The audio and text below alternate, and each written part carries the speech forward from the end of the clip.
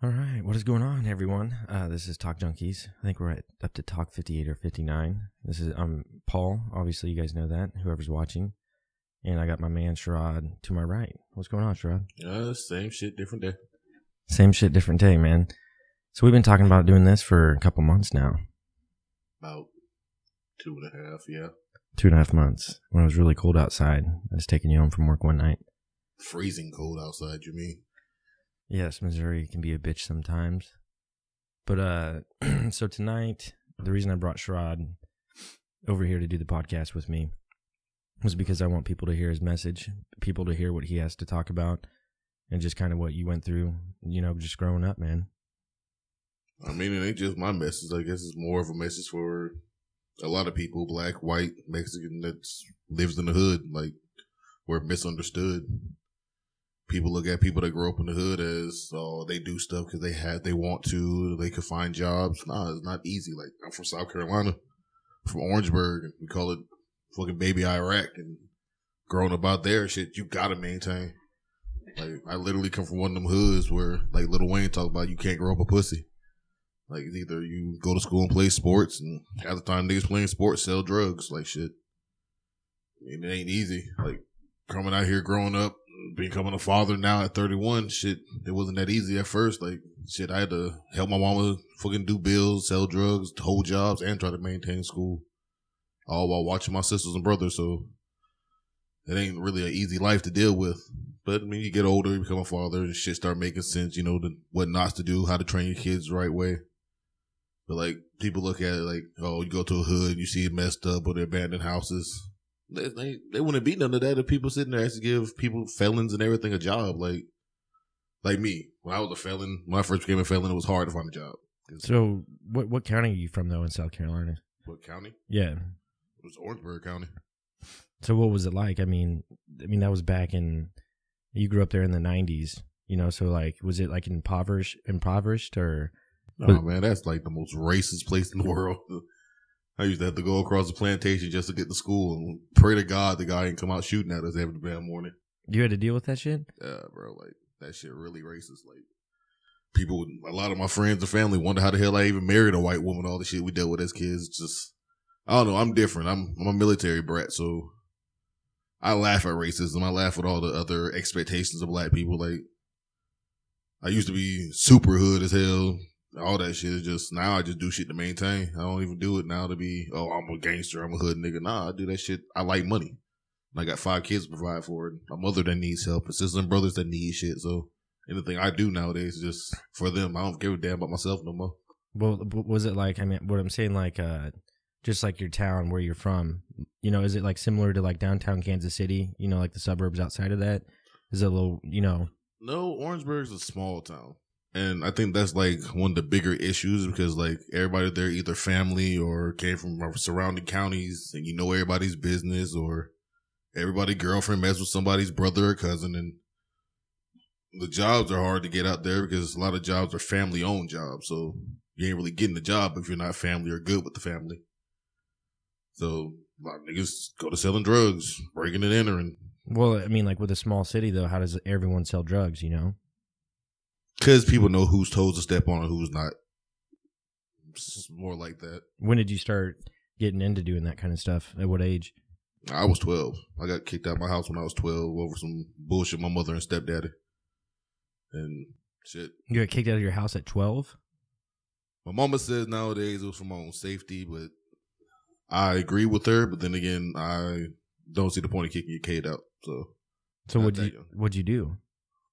Shit, I went to my cousin to try to get money to get a room. He's like, shit, I ain't gonna give you no money. And gave me my first pack. And ever since then, I've been addicted. I don't even do it for the money half the damn time. I do it for like cheap ass thrills. For real? So what was like the worst part about, I mean, if there even is a worst part about it, like just your experience, growing up as a child in that sort of environment? I mean, that kind of environment growing up as a kid, especially like me, I was a military brat, so my first couple years of life, I didn't know shit about the hood.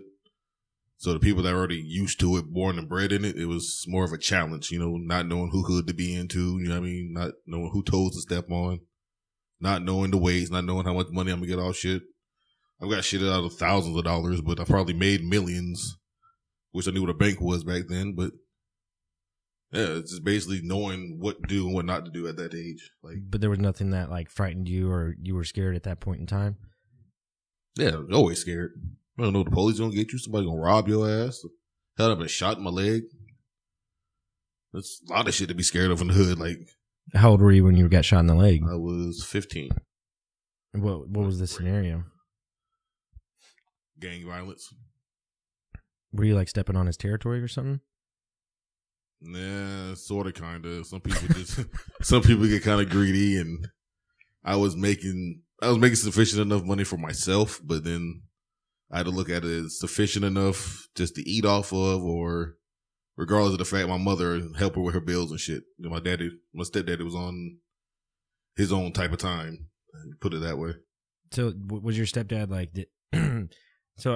from what I hear, like a lot of, I don't, like I said, I don't want to like try and step on anyone's toes or anything. This is just from what I've read from news and articles and stuff like that. But they say a lot of reason that there's crime in the black community is because a lot of kids don't grow up with dads in the community. That's true. So like, was the presence of your stepfather there, like, did that help at all or no?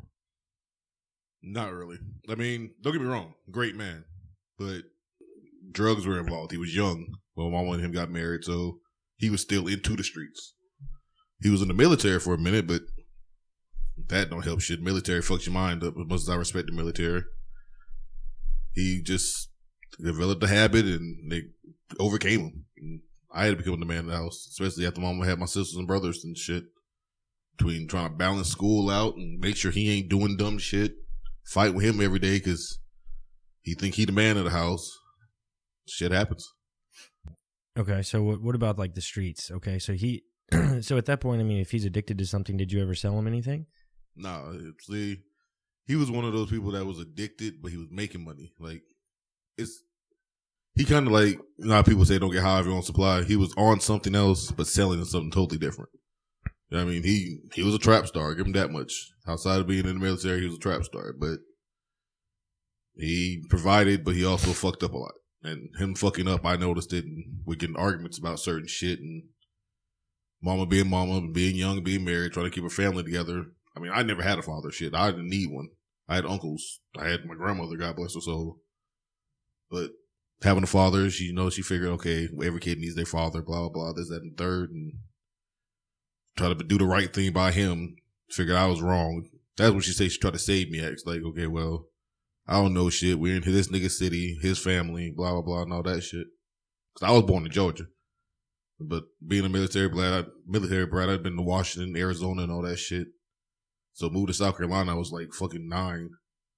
And that wasn't my family, if you ask me. But so how'd you get introduced to the streets, per se?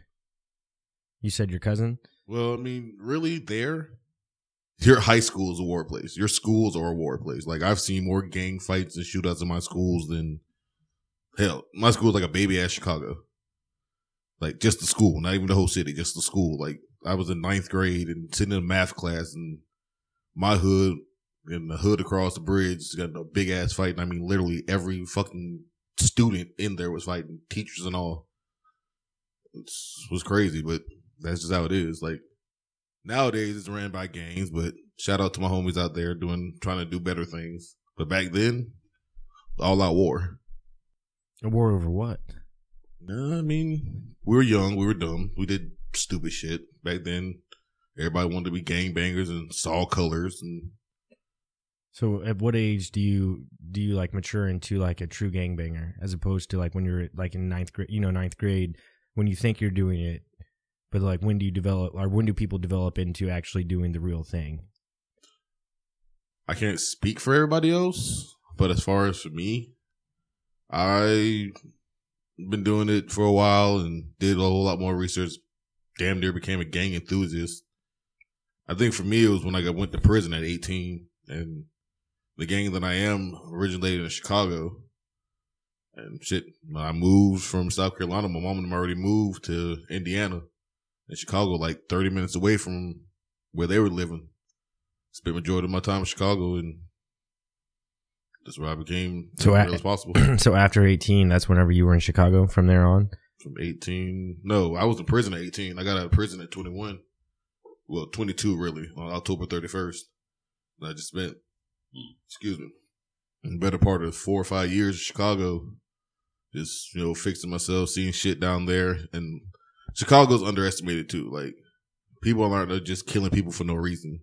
I mean, of course, you get the accidental junkie that shoots somebody because they want to rob them or some shit, but people in Chicago are fighting over shit that's been, like, down history, family wars and shit. Like, yeah, of course, there's that gang violence like anywhere, but that shit real gang violence. It ain't because niggas are broke or anything. It's because people demand respect. Like, I think the biggest problem, and I'm saying this being a black man, is people look down on us as if we're just naturally violent. We ain't got no common sense. I'm smart as shit. I could have graduated high school with a 4.0 and been in any college I wanted to. Just sometimes that doesn't matter to some people when your family is living in poverty. So, and like I said, poverty would be fixed if, like now, Paul, you gave me a chance for a job that pays really fucking good. Where I'm from, we lucky to find a job making $8, $9. And that's a lot of the problem. Like, niggas look at, okay, do I want to live paycheck to paycheck? Or do I want to live paycheck and survive during the week to the next paycheck? And that's where a lot of people sell drugs at. Nobody sells drugs. Nobody robs. Nobody's a felon because they want to be that shit. Nobody says, oh, I'm going to go out here and shoot this person or rob this person. Everything that ever happened for a black person, Mexican, white person that's in the hood is, you got to make decisions. You got to be grown about what you're going to do and know the consequences behind it. So what about the hood? Like, I'm trying to think here on what I'm trying to ask. So I think, like, so if we're talking about community and stuff like that and why the hood is the way that it is, what would be a way that we could get away from that? Like, what steps would have to be taken for people for it to change? Like, like you said, some of it's family history. That's why there's some sort of violence. And like you said, it's not what everyone thinks it is or what the news blows it up to be. Definitely not. So how do we fix it? You know what I'm saying? Or can you even fix it? Is it always going to be like this? Like, is Chicago always going to have an insane amount of murder rate because of that? That's Chicago, though. That's always going to be like that. I mean, Chicago's been like that since Al Capone. It's always going to be a gangster city. From the youngins to even the old people that left out, it's always going to be violence. But, like, when kids get shot, and that happens in Kansas City, when people do drive-bys and, the gunshot or gun... You know what I'm saying? Gunshots go through the house and they kill innocent kids. Like, how do we stop that? I mean, you can sit there and try to take away every gun if you want to. All this gun shit, that ain't gonna stop black market guns. As far as stopping the children stuff, niggas need to man up. Like, I wish niggas could go back to hand fighting. Stop all the shooting shit. But this day and age, this generation became such punks and pussies that they want to shoot every fucking body instead of take an ass whooping. But a lot of it is for the younger generation because a lot of the old heads became so addicted to alcohol or fucking weed or coke or all that shit that they lost their way of telling the young generation, hey, go to school, get a job. But then the younger generation looks at it at, hell, no matter what I do, I'm black, police gonna kill us. And we do shit more so out of fear and survival than anything. I mean, I got family that's fucking Latinos, and they do it for the same reason. It's fear and survival. So basically, the way that the American society is right now, it's fucked. And the way it was in the past, and now we are making steps. They are baby steps, in my opinion. I mean, that's just how I feel. But you're still in that survival mode, is what you're saying, in the community as well. Mm-hmm. And that's why we still have issues in certain communities where kids are getting shot and stuff like that. I mean, I'm not saying that's why. But personally, even being from the hood, I don't see no excuse for kids getting shot. Like, a bullet has no name on it, but I believe you ain't gonna shoot nobody or kill nobody unless you know what you're doing. I ain't gonna just go out there and ride by on a person out there walking with their kids and start shooting at them. Nah, like, that person has a mercy lick, nigga, get you with your kids or your mama. Wasn't there some gangs out there that maybe you just do drive-bys for initiation into the gang? Is that a thing? It's a thing, but it's a stupid thing. It's a stupid thing. Yeah, I mean, so that's frustrating to me. That's some California type ass shit, though. Right.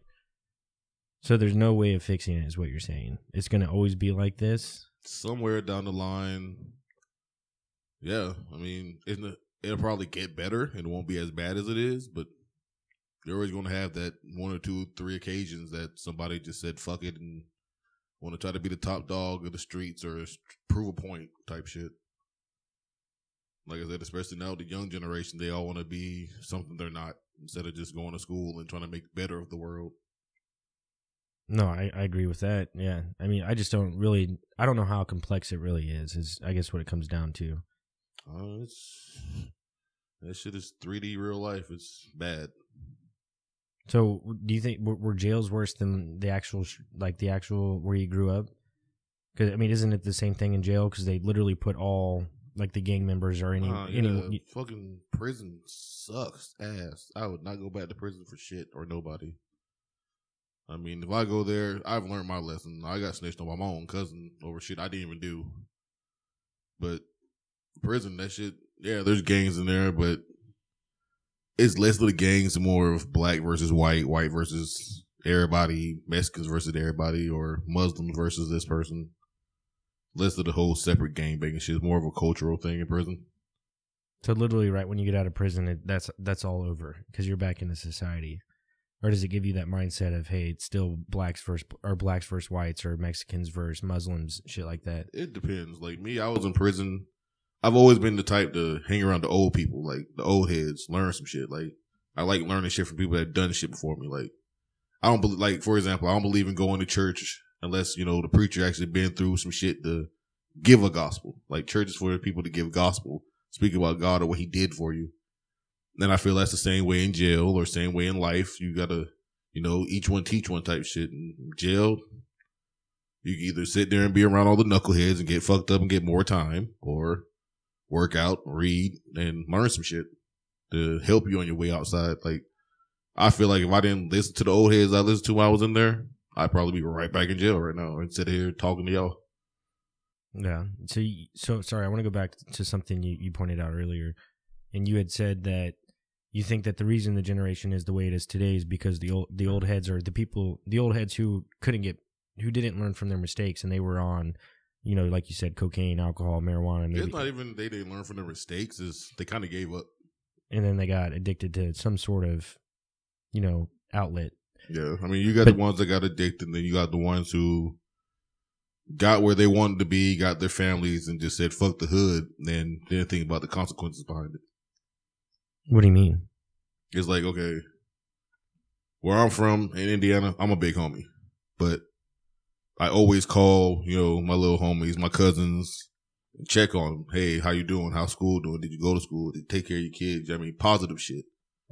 You got people that's my age, older, 50, 60, who made their livings, comfortable with their livings, and don't look back at the hood. Don't call nobody. Don't check on them. Don't even give no advice still to help get where they're at. They just say fucking let them do what they want to do. So there's a lack of maybe a lack of leadership within the communities to try and help people better themselves. I mean, okay, being a big homie to anybody is like you got somebody 6, 7 years old, middle school, elementary school, looking up to you, looking at what you do, but then you got people your age also looking at you because everything's done by status or what you've done. So it's like a relationship. You got to have communication to have a good relationship. To have a good hood or have a good relationship with the people that look up to you, you have to communicate. That shit stopped and you have nothing. You have what we have now, a bunch of violence and disregard for anybody else's care. So if there were some more big homies, exactly, people who care, more big homies in these communities, giving these kids leadership and stuff like that could maybe affect the community in a good way. Yeah. I mean, that would help, but then also like, okay, back on Chicago. I don't know if you know who Larry Hoover is? Mm-hmm, I've heard of him. No, Larry Hoover, Jeff Fort. There's a rapper from Chicago, gang member also, G Herbo. He said something in one of his interviews on Vlad TV, and they asked him, like, do you think if Larry Hoover came back to the streets of Chicago, would it calm down? Now, G Herbo is a younger cat. He's younger than I am. He's like 24, 25. He said, hell no, because the shit that happened back in the days with Larry Hoover fucking just snapping his fingers and thousands of men kill for him or stop shit for him. Larry Hoover been in prison for years. Like, don't get me wrong, all shout outs to the chairman, but you can't depict what a person does now or what they've been through. So, I mean, yeah, older heads could come out and help, but unless they understood the struggle that person been through from the beginning, they can't stop shit now. They can give all the advice they want to, don't mean it's really going to change anything. So basically, the people who are in the situation that we're in now, whenever they become old cats, and if they decide that they want to be big homies or leaders, if they want to be leaders whenever they're older, to try and reach out to the younger generation, that might change it. Yeah, see, like, because you can't be everywhere all the time, Sherrod. You can't do that's impossible. I mean, that's my life. I try to be Superman to all sorts of different parts of my family. I've always told I can't do everything, but it's worth a try. Trying is what matters. Yeah. It's the small things that count, and some people don't even care about the small things. They just give up, period. Like me, again, back to the father situation. Like you said, a lot of issues is abandoning the fathers, and women have to raise. Don't get me wrong, women can be mothers and fathers. I was raised by my mama, and hell, I don't need a female for shit but sex and companionship, because I can do everything my damn self. But it also draws an issue of when there's no man there, you're looking at your mama from being, she's supposed to be the sweet one to you, but then on the other hand, she's supposed to be the aggressor, and it fucks with you as a child. I mean, as much as it's a personal spot, my example, me and my wife had a separation, and she moved to Tennessee, and I'm here in Missouri.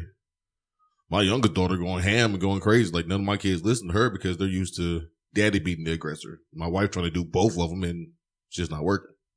Yeah. So not having a father figure, depending on the person or the kids or the age, I would say, makes the kids out who they are nowadays. Yeah, I mean, I think my parents got split when I was like 9 or 10.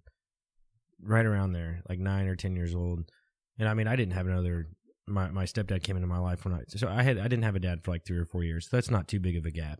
Right. But that 3 years, you're right. It's very weird because when your mom tries to discipline you, it's not happening. Right. You're looking at her, so you're supposed to be the one to stop my crying, not cause my crying. Exactly. And you don't even think of it like that whenever you're that young. Like you said, it fucks with you because it's a mental trip. It's not even the thought process. It's just, this woman's hitting me. Like, she ain't supposed to hit me. Well, my mom spanked me, bro. I laughed. So she wasn't that aggressive. Boy, I saw a post on Facebook last night that said my mama beat me half to death when I was younger. I have one of those mothers who beat you half to death. But that's like this law now of the child abuse thing. I want my daughter, and I got one of the over dramatic daughters who cries, like screams when you tap her. Mind you, she's 15 now. She was like 12 or some shit, 13 when it happened. I told that cop to his face, dude, did you get ass whoopings? He said, yeah. I said, for everything you got an ass whooping for, did you ever do that shit again? He said, no. That's what I'm trying to teach my kids. Ass whooping ain't just because I want to hit you. If I want to hit you, I smack the shit out you. Whooping your ass because whatever you did to fuck up, you're not going to do that shit again because you're going to think about the same ass whooping later on. And damn if I don't think about every ass whooping I ever got and don't do that shit no more. Yeah. So, okay. So I want to try and go back a little bit. What is appealing to be a gangbanger or just to be in a gang in general? What is appealing? Again with the gang talk. I'm sorry, man. I think we did. We can talk about the gang shit. It's a big part of life right now, and it's what's so appealing about it. Like, why do people get involved? People don't realize nowadays, right now, these millennium babies do it for the look, but then you got some of us who did it more to have a family, that found structure in it, that found someone to be there with you. Well, like you said, you couldn't find a job when you were younger. These kids now, I mean, no matter what color skin you are, there's always opportunity to get a job. I mean, maybe that's not the case. Take their ass to McDonald's or something. Exactly. You mean, like, did you have that option back when you were 15 years old? I mean, I was 14. I got my first job at 14, but again, it was the pay. Like, okay, I know back then, fucking 90s, $8 was pretty good as a dishwasher. I mean, yeah, my first job was McDonald's, man. The minimum wage was like $6 an hour at that time. Jesus Christ. But, I mean, a lot of people now, they see all this fancy shit and all these people that got all these guns and all these Lambos and these houses and shit and all these. I think it's a lot part of all the rappers nowadays are young as hell. So, and they all want to say they're Crips and Bloods and all this shit. And I guess that appeals to the younger generation of, well, I can be a Blood and I can do this and I can do that. And if they can do it, I can do it type shit. I don't see the point in it, truthfully. Like, don't get me wrong. I love who I am who I am, but I wouldn't tell my kids to do it. I'd be damned if I let my kids join the game. So do you think that appeals to, does that also affect us not being able to change certain communities because of rap music and how they portray the music, like you said, with guns and it's not only, there's white rappers out there too that do the same shit, Shout out to Eminem. Yeah. I mean, but the music nowadays is all about lifestyle. It's not, they're just flashy as hell nowadays. There's no really have a message. It's, I got this amount of money. I fucked this bitch. I got this car and a nice ass beat. That's all it is. That's all that appeals to the kids nowadays. They don't got a message like this. There's some underground stuff though. I mean, yeah, you got some rappers, but that's like you said, underground. Yeah, you're right. I mean, but look at the main street, the shit people see on TV and on YouTube, the people that they know by name. That's what the kids looking at. The big ass chains and all this other shit. They want that shit, so they're gonna do what that nigga did to go get it instead of being their own person. So, a question for you: if you were to get pulled over by a black cop, I'm sticking my arms out the window. I respect no man with a badge. So it doesn't matter if he's white or black. You still fear for your life? Hell yeah. Black cops act like they got something to prove. Like, don't get me wrong. I understand everybody got to do what they got to do to get a paycheck, take care of their family, but Jesus Christ. Like, it's sad because nowadays, just because I'm 6'1" and 300-something pounds, that if a cop even gets scared of me or think I blinked wrong, he can shoot me and not get prosecuted for it. That's bullshit. No, that's absolutely bullshit. So what's the point of having tasers and mace if you ain't going to use the shit? Mind you, tasers hurt like fuck, but still, I'd rather be tased than shot. So do you think that could ever change? I mean, I wonder how to... That could definitely change. I mean, like you said, a lot of black people, they fear for their lives because of cops and what they've done. So I wonder if that's something that could ever change, and if so, I mean, I feel like that would take a while.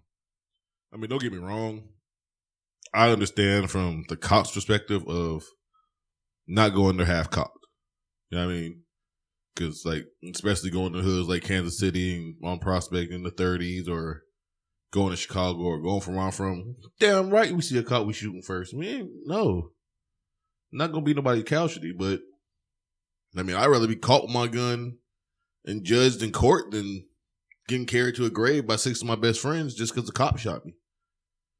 But then there's also, I look at a lot of stuff on YouTube, and a lot of the shit can be solved if people stop just, you got to treat cops like you treat females. You got to patronize shit out of them. They ask you a question, yeah. Stop trying to get all aggressive with cop and knowing damn well you ain't going to win.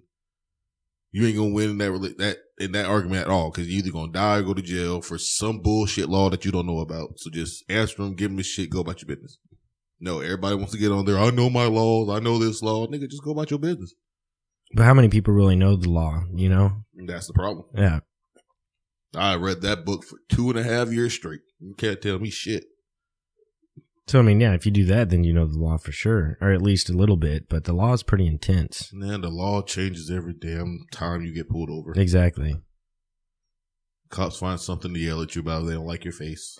So I'm right there with you. I think that if people were to just actually comply with the officer for the most part, but there are some officers out there that get hard-ons for pulling people over. Yeah. And then I think that there are some situations you really can't avoid, you know, like especially the ones that get blown up on the media. Yeah. And when someone gets shot and they die and no one really knows the full story unless they have it on camera. But there are cops out there that'll straight up shoot someone, man. I heard a story. This cop shot a guy who was wearing a security shirt. He was a black guy. And they were at like a strip club or a bar at night. And he kicked these 2 dudes out. And they're like, well, when I come back, I'm going to shoot you. So the security guard's like, all right, whatever. 2 dudes come back. They start shooting. So he gets one of them. He holds him down. All this shit, you know, like he's waiting for the cops to get there. And the cops pull up. And they see this big black dude, you know, holding this other black dude down. Mm. And people are yelling, he's a security guard. He's a security guard. And the cop shot him, killed him.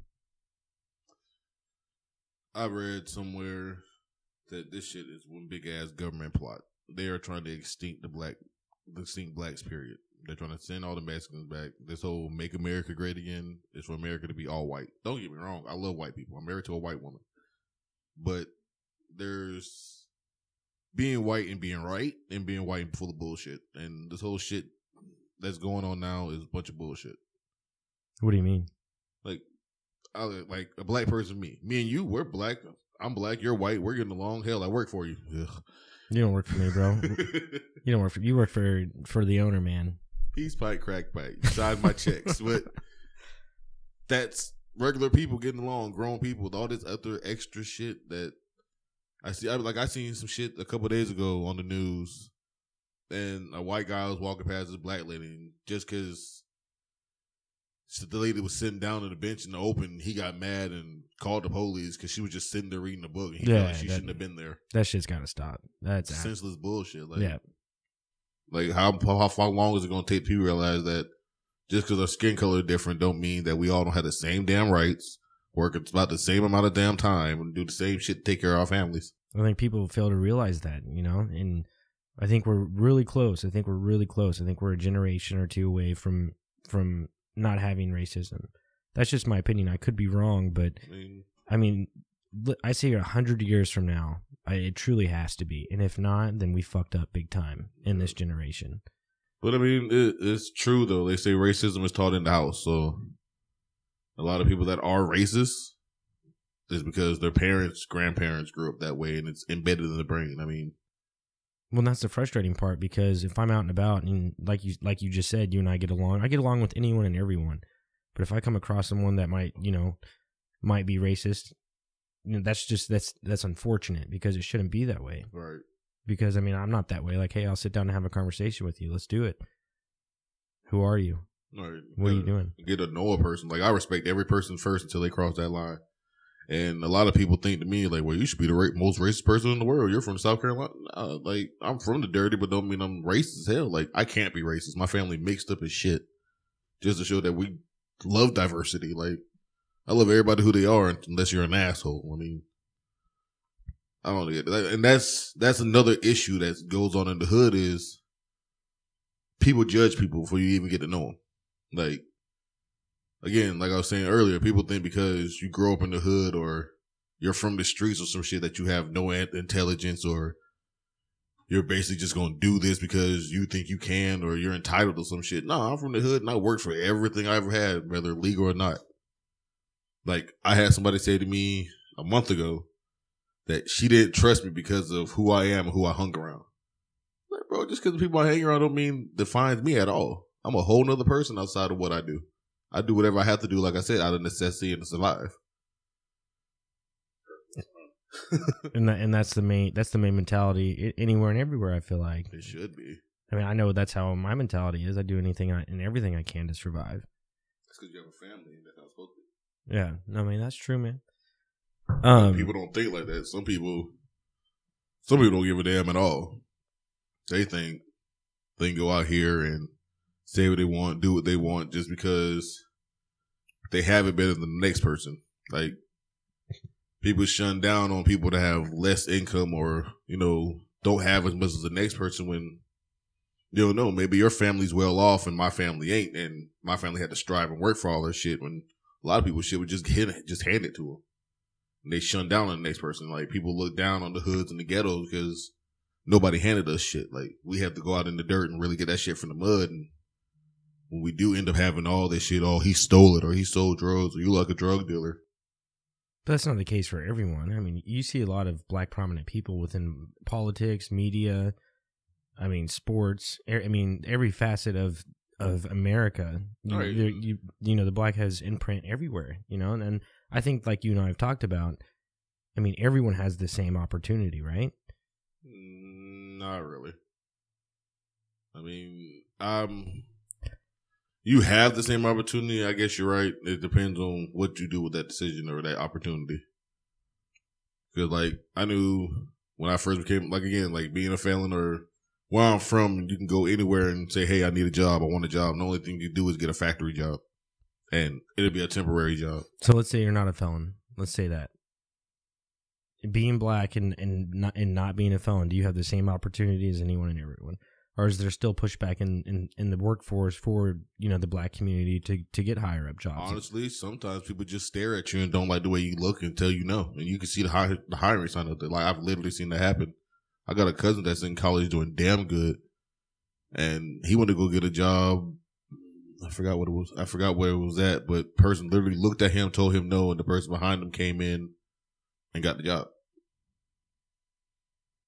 So I mean, it's still. I mean, but that's not at every workplace. No, that's not everywhere. I mean, it's just examples of for sure. It's still there, racism and stuff like that. It's still there, 100%. But I'd be interested to know the percent of jobs that still do that, and if it were high, a high percentage, then that's very alarming. I mean, nowadays you got some people that just don't see the point of getting a job no more. I mean, but would you take no for an answer, Sherrod, if you had to put food on the table and you were smart enough to do whatever the fuck that you wanted to do? I don't believe in no unless I'm saying no. So exactly, you have that mindset, then the world is yours, I guess they say. Not everybody thinks like I do. I come from a long line of people who believe in I'm going to succeed regardless, no matter what you think. I mean, there's some people that just don't think that way. They give up too damn quick. I don't give up on shit. If that was the case, I would have quit on Cinco de Mayo when I first started working with you. Damn right. So in the communities that you grew up in, do a lot of people give up? Yeah. And then they resort to drugs and stuff like that. I mean, like I said, there's white communities, black communities that all deal with the same stuff. But I think what I'm trying to say is that the media blows it up. Hey, Chicago, in Kansas City. That I don't know what I'm trying to say. I forget what my mindset was going. Blow to make it look a lot worse than what it really is. That no, not that, because it is bad. But we were talking about like the drug aspect of it, right? I don't know why I just lost my train of thought. The drug aspect is more so of a lot of people do it because again, a lot of things in the hood are family based. Hold on, I remember now. We said, do people give up? Oh. And then I said, and then when they give up, then they get into drugs and stuff like that.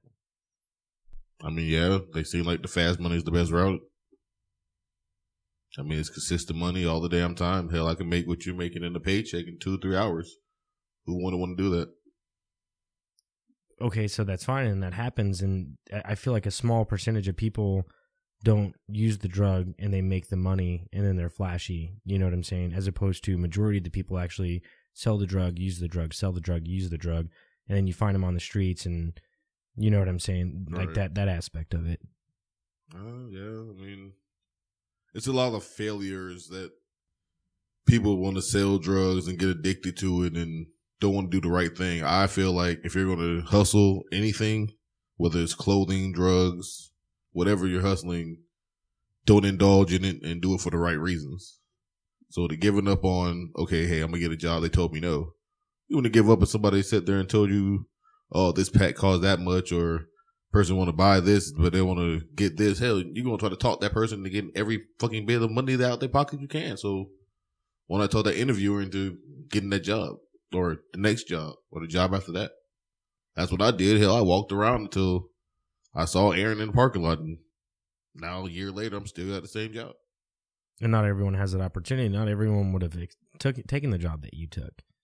You know what I'm saying? Because it's legitimately one of the hardest jobs I could ever imagine. I still think about it a year later. Well, if you wanted to, you could do other things, But I mean, yeah. I mean, it's like I'm not even gonna say the person's name. Somebody I know, they have an issue. It's not less of like they're giving up is the worst kind of giving up is. They get a job, don't like the job, try to find another one, don't like the job, try to find another one in weeks or months span when it's hard enough getting a job as it is for anybody, black, white, whoever you are. It's hard getting a job as it is nowadays. So, like, my aspect, like what I told you when I first got there, I ain't quitting. You're going to have to fire me. Like, people sit there and think, oh, I don't like this job, I'm going to quit. Just because you don't like something don't mean you just give up on it. You don't know if you can grow to like it, or especially if it's putting food in your pocket and food on your table, like, you're supposed to keep going at it regardless. But I feel like the American dream says that you should do something that you love. Well, okay, like different aspects. I'm from the hood, so getting a job like the one I have now, no matter how much I would hate, like I didn't plan on being 31 and still dishwashing, but the pay is fucking incredible and grow to like the people you work with. So after a while, it's sit there and lose this job and be stuck, not find another one and resort back to the streets, or keep an honest job, be an honest person, and show everybody that you're not no fucking quitter. So, yeah, American Dream says that, but what does reality tell you? Yeah, no. Reality's a fucking big ass slap in the face is what it is. But I mean, I don't know, man. I don't really I don't know what I expected out of this podcast. I mean, like I said, I grew up poor. I didn't grow up in the hood or anything like that. But I mean, I grew up poor. I mean, I don't know how similar it is, but I mean, I always just remember being a kid and just thinking about when people talked about the hood, like always fearing for your life and all that stuff. I mean, is there a sense of like community whenever you're in the hood? Like, do people, like, what is the feel whenever you're walking around and just having that day-to-day conversation? Like with just your neighbors and people down the street or people a couple blocks over? It's love. I mean, we're just one big family. Like, I could sit there and be down the street from my family and come on the porch and, you know, for us, we're in that neighborhood. We're in that environment. It's one little ass bubble to us. Yeah, somebody else walks in. Yeah, we want to know who the fuck you are. Like, you look suspicious to us. So, with me, like I said, South Carolina, it was small town, 4 or 5 different blocks. Yeah, we had our street wars, but my hood is, shit, I can walk down the street freely all I want to. Somebody else couldn't. So there's, I mean, like you said, you're just one big family. Basically. So I mean, that's what confuses me, man. It's like why there's just so much crime and violence, and maybe there's not as much as people say there are. I mean, there's really not. It's people take things so out of aspect. Like I said, it's one family. Like, half the things that happen in the hood is majority of people are outsiders, and a lot of people that been in a certain hood been there for years, so they have a control on their neighborhood. You have people that just move in that neighborhood and either don't respect what that neighborhood means to the rest of the people, or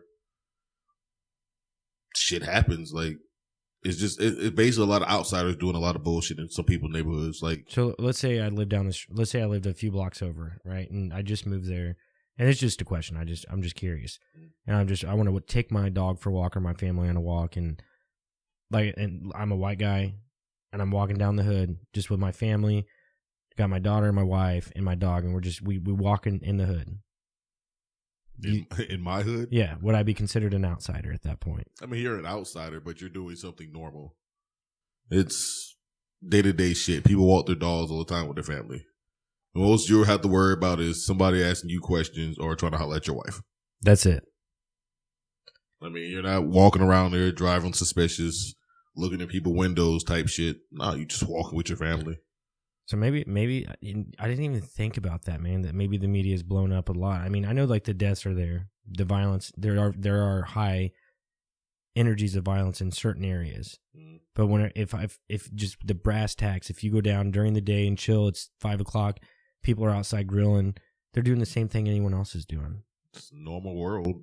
It's just people take shit out of context. I mean, yeah, you might see your drug dealer on the corner. You might see your crackhead. You might see shit that some people say happened, but it's never as large as the media makes it. Do you think that so in your guesstimation, do you think that it'll get better in the hoods and they'll turn into, you know, something better, even if it should be better? Honestly, if the media just leave us the fuck alone and let us live in our little bubble, wouldn't be that much of a problem. I see it like this. If the media, we watch TV too, so we're seeing that we're made to be these monsters, we're made to be these crazy killers and drug dealers. Why not give you what you're asking for? Why do people play into that though? It's been so long. Why not? If you sit there and see me as, oh, he's the big black guy with tattoos, he does this, he does that. If you're going to have speculations on me, why not give you what you asked for? And then when you realize what you got, then you'll leave me the fuck alone and let me live my day-to-day life. If I got to scare the shit out of you for you to leave me the hell alone, I will.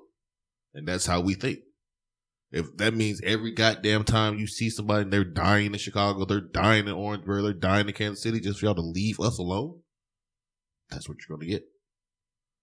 It's like what Scarface says. You ask for the bad guy, you got him. So, I mean, I think that's the answer, man. I think that the media just plays into it so much, and so you're playing into it. And I mean, how you described it. I'm not saying you personally, but I play into it too sometimes. I'm not going to sit there and lie.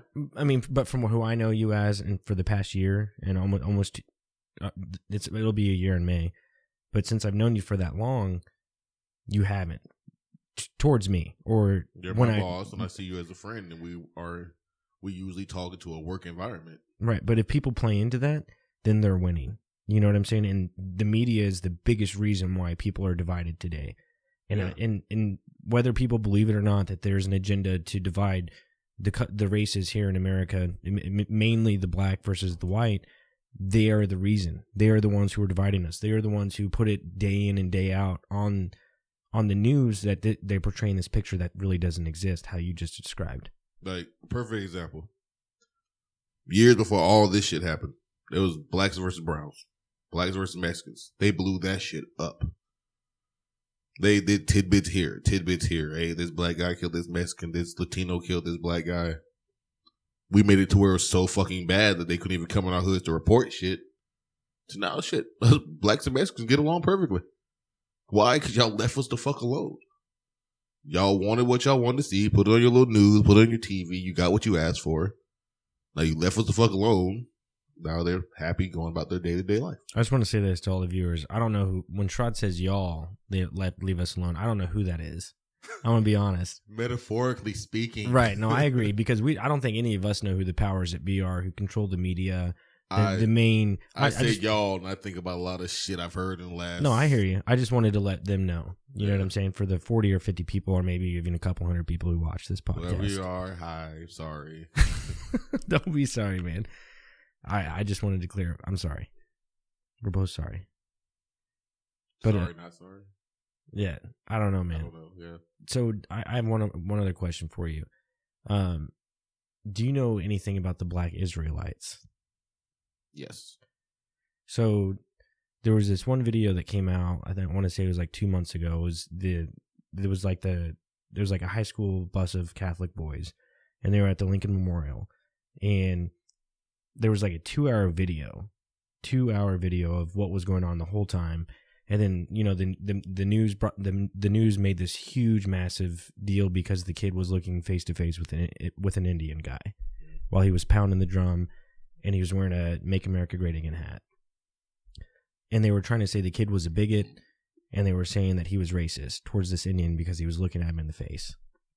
Come to find out, if you watch the video, which a lot of people did, now CNN and the Wall Street Journal are getting sued for like $175 million from this kid, was that there were Black Israelites and they were just making racial slurs, and I just don't know much about them. I think it's very interesting who they are and what they're about. There are radical black groups that see it as that we're superior. The whole black supremacy thing, just like white supremacy. Right. Black people see a white person, they say, hey, I'm this, I'm that. A lot of people feed into that whole Egyptian lore shit. I mean, you get the Black Israelites, they think that we are gods, that we should be worshipped, blah, blah, this, that, and the third. That's probably where all that shit sprung off from. That means anytime they see anyone of not black culture or anything, they're going to attack them. Just like the KKK. It's the same thing. Same thing. I got you. That makes sense. They just not out here. They're out there doing the exact same shit they are. It's the same damn group, basically, just different skin color. I'm glad I asked you that, because I don't know why I didn't see it that way. I mean, I saw it as something aggressive and stuff like that, but just how you put it, that's beautiful. It's the same exact thing. Same ignorant, dumbass shit. Don't get me wrong. I'm a black supremacist, but on a whole different level of you should respect yourself and the people around you, not go around attacking somebody because they're not black. That shit don't make no damn sense. You ain't gonna get nowhere in life doing that shit. Nobody can progress attacking somebody else, because not all black people own some shit. Well, I think it's weird that you have white people, black people, Asian people, whatever, you name it, however many different people there are. We're all here on the same earth, man. And it didn't all happen just by chance. So I think we should all just get along. I think we should all be friends and hang out and just relax. And I wish that when I was born, that there was never a thing called racism. How you think I feel? I mean, hell, I see it like this. Like, my family, I have an aunt that's Chinese, other aunt that's Puerto Rican, an ex aunt that's Mexican. I'm married to a white woman. You don't believe in that, oh, let's stay in one culture bullshit. Look, everybody should be loved the exact same. Exactly. There'd be a whole lot less violence that way. People don't understand that shit. No, you're right. So if there was one message that you had to put across to, I don't know who you want to put it across to, but I don't know. Never mind. I don't know what kind of I know what you're saying. I mean, because I don't know. Because now that we've talked about it, now that things make more sense, that the media is blowing up these situations in areas so big that I think it's like a big deal, you know? And maybe it's not. I mean, maybe they don't talk about poorer white communities as much because they want to keep us divided, you know? I don't know. Shit. I haven't done my research. Even the poor white communities. I know white people that I'm best friends with that grew up in the same hood I did. They do the same shit every day. So they just poor white communities, that whole trailer trash bullshit, all that shit bullshit. That's just names made up by people that's dumb as hell. But that's what I'm saying is, like, you don't hear the news talking about trailer trash white communities, you know? They're just talking about the hood and how much crime and violence there is and how much drug use there is. When you have the same shit going on at a poor white trash, you know, community just a couple miles away, they don't talk about it. They don't blow it up on the news unless there's a violent crime. Because they're going to protect their own. They don't want to sit there and make a white reporter ain't going to make a white person look stupid on the news. Just saying. No, I agree. I mean, that's just like... But I think everything should be reported fairly and everything should be equal and the same. A lot of things in the world should be how they should be, but they're not. No, that's very true. But so, I mean, I was going to ask you, like, what would your message be to your community that you grew up in? And how, I mean, like, what would your message be? But then, like I said, the conversation we just had, it made me realize that they're probably everywhere and it's probably every race. But they specifically only blow it up on the black community for some reason. Honestly, I don't have a message towards just the blacks. To all the youth out there, 18, 20, all the way up to the 20s and younger, be your own self, man. Stop trying to follow the TV and think that all this bling and all this shit is cool and all this murdering and shit is what you're supposed to do. No, take your ass to school, get a job. That's the only way you're going to really survive. That's it. That's it. That's all the shit, all the bullshit strains from the younger generation want to be something they're not. I mean, a lot of the issues in the hood, like a lot of issues in my hood right now today, is young kids trying to be on these fucking Molly waters and all this other shit, like fucking zombie drugs, and they fiending for it so bad they're out killing motherfuckers for it. Yeah. No, I mean, it's unfortunate, and I think I don't know how I could get involved in the community in order to help. It doesn't matter who, you know, just unfortunate people in unfortunate positions, and mainly kids for me. You know, I when it comes to people who are adults, and on our last podcast we talked about homeless people.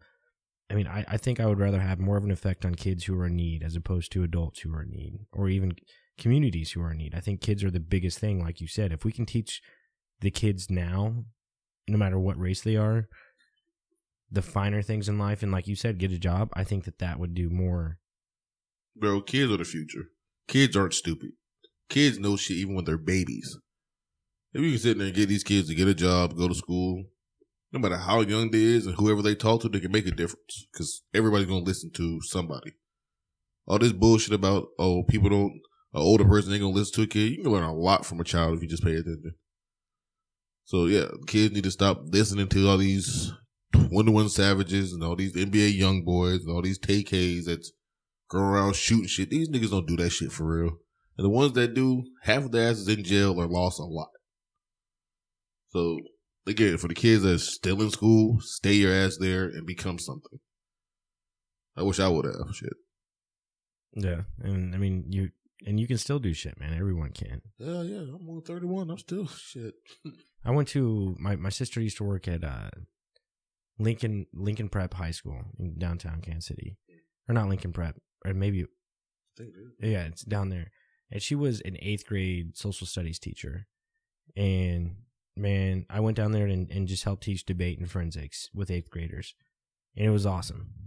Everything was chill. Everything was just, I loved it, man. It was an inner city school. And like, they didn't say, you know what I'm saying? Like, it was just a beautiful thing. Yeah. I mean, and that's like the best thing in the world is watching people get along. Like, don't get me wrong, I'm bipolar as shit, and I hate people 95% of the times. But watching children get along, laugh, and play is like the best place you can get being an adult. Like, I look at my kids every day and pray to God they never have to deal with the shit that I had to deal with. And I'd be damned if they do. I'll go broke before I'll give them everything in the world, and I'll sit there and be broke with no money before I let them go through bullshit. And that's literally what every parent should think. If more people thought how I think, how you think, how a lot of people probably on this podcast think of my kid is my first priority, I probably wouldn't have so much of the bullshit going on right now. That's true. I mean, a lot of it's education, too. Yeah, schools be lying to people. Yeah.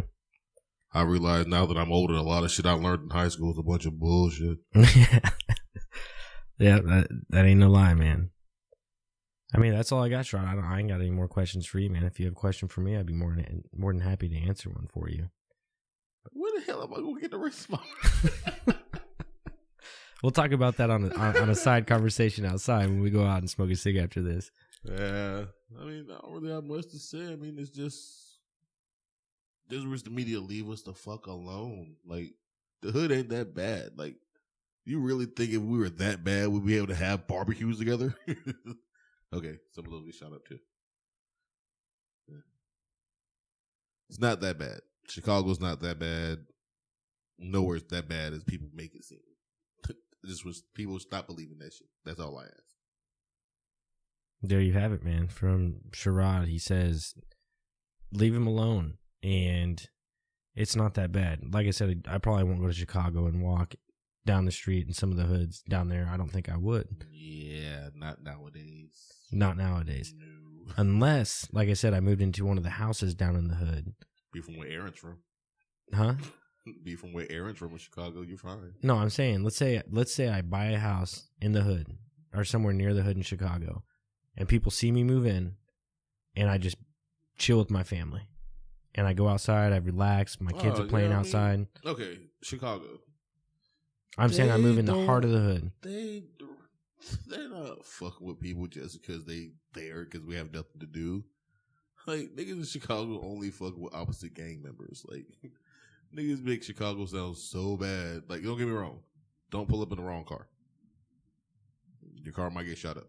But if you just, like he said, moving in there, survive with your family, going to work, coming home, ain't nobody gonna fuck with you.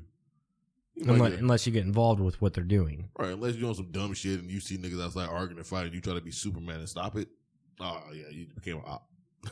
Yeah, so don't even, just do your own thing and leave everything else left to be. Yeah, I mean, Chicago is more on there. It's gang violence, but it's also a strand from a whole lot of other shit. It's territorial. It's family based. It's a mixed up of respect and disrespect. They don't be fucking with outside people like that. I got you, man. And for everybody, just because I talked about my hood, visit South Carolina. Myrtle Beach is beautiful this time of year. I've heard a lot about Myrtle Beach. I'd love to go there. And I'll leave that with you guys, man. That's Sherrod. It was a good podcast. Hit the like button, hit the bell, the bell button, the bell notification button. Sorry, and leave comments down below on what you thought. And, man, I can't even fucking talk. God darn it. Like, subscribe, and share. Yes, hit the like button, the bell notification, like, subscribe, and share. Yes, like, subscribe, and I've only had 3 beers, so I'm not in any way intoxicated. But yes. But we love talking to y'all. Paul Weiss, Sherrod Ricks. He's slurring. So I'm not. No, sometimes I just cannot talk for some reason. I don't know why. I've literally had three alcoholic beverages, so it's definitely not that. But yes. Hit the like button, hit the bell notification, hit the subscribe button, comment down below on how you thought this video was. To all our other junkies out there, stay fly and ring the bell.